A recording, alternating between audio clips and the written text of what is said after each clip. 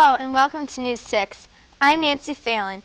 Today's show is presented by Mrs. Linda Wagner and Mrs. Amy Kaisa's 6th grade classes from St. Joseph's Elementary in Maumee, Ohio. In our show today, we'll tell you about interesting people and places in our community. With our first story is Mary. Have you ever dreamed about becoming a medalist winner in the Olympics? Well, Michael Sabrocki did, and his dream came true. Mr. Sabrocki won the bronze medal in 1972 for wrestling. Frank O'Connell talked with him about the Olympics. What did you do to train to become a wrestler? To train for wrestling, you have to spend a lot of time actually wrestling and some weightlifting, but the majority of the time you spend actually practicing different types of moves. Why did you want to wrestle? Wrestling is an individual sport. It's a team sport, but it's also individual. The team can win, but it's just you against another person. How did it feel to win the bronze medal? To be very honest with you, at the very moment that it happens, you really don't even think about the medal. It's you did something for yourself, for the country, and it's just a extreme pride thing that I did something for the United States, and you don't really think of it too much for yourself. How did you get started in the Olympics? Went to the Nationals, won 5 open national championships, which then I was able to compete in the Olympic trials. I was actually invited to compete into the Olympic trials, and then wrestled through those and was fortunate enough to be able to win the position on the team. How did the other athletes treat you as an American wrestler? Athletes don't really consider politics, and they're just looking at another athlete. They look at things differently, I think, than a lot of what you see on the news as far as politicians look at other countries. They're looking at another individual who's just as good or the best from their country that you're representing.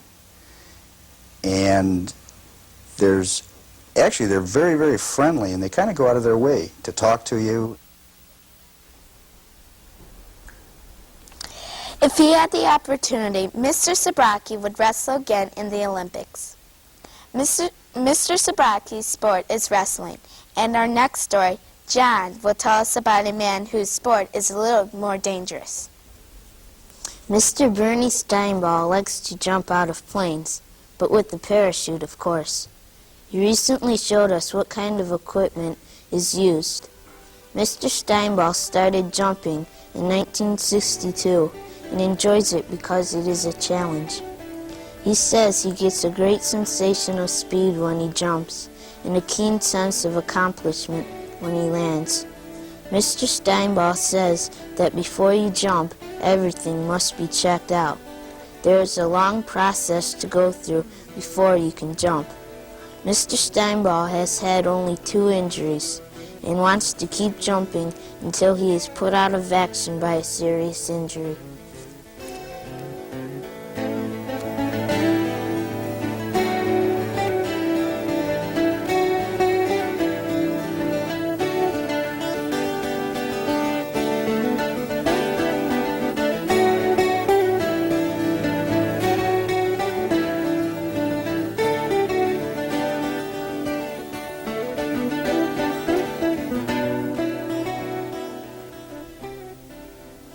Mr. Steinball has a dangerous hobby, but another person in our area has a hobby just as dangerous. Laura has the story.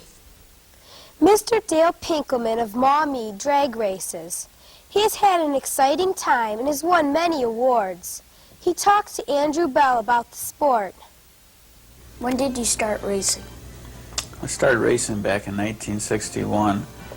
And there was one moment in 1968 when I ran a GTX, and I got 2nd place in red light at Indianapolis races there. And then also I went back into Indianapolis quite a few years later. After that was back in 1980, and I ran another 69 GTX, which was a bad incident for us because we were quite disappointed because we had lost the very first round of the race because we had broken an axle.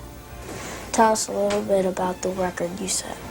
The world record I set was in 1972 at Van Wert Dragway in an IHRA national meet, and I had turned 12.37 seconds at 113.75 miles per hour.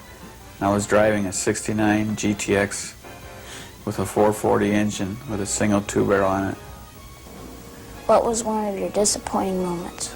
Car sat for a couple of years, and then I had taken it out to the races at this large meet at Milan.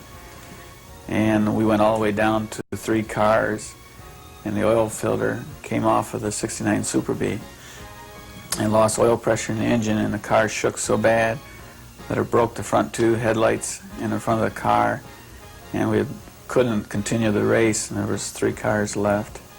It was quite disappointing. Our next story brings us back into history.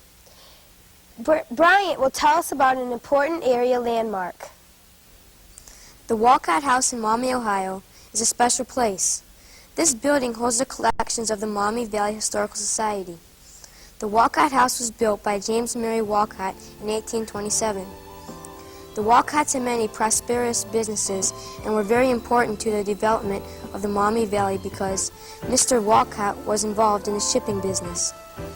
The Walcott House has different rooms to show how early settlers lived. Since Mrs. Walcott was an Indian, there is an Indian room full of artifacts and relics.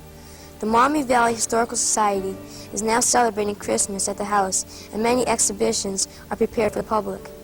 Stop in and learn about the past in our area.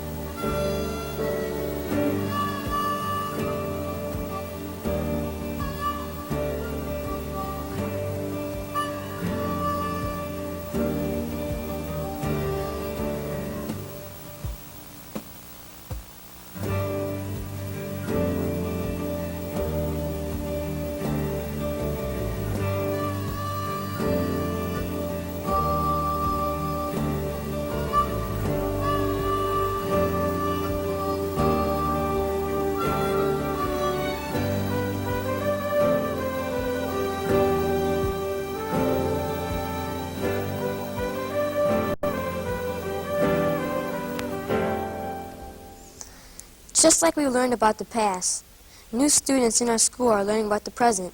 Nancy tells us about it. St. Joseph's has a new kindergarten class, and the teacher is Mrs. Fran Tarsha. The class is involved in many activities, such as coloring, counting, and reading. Mrs. Tarsha lets the children learn at their own pace, and she has fun teaching them. The 6th graders would like to wish her luck. Thank you for joining us.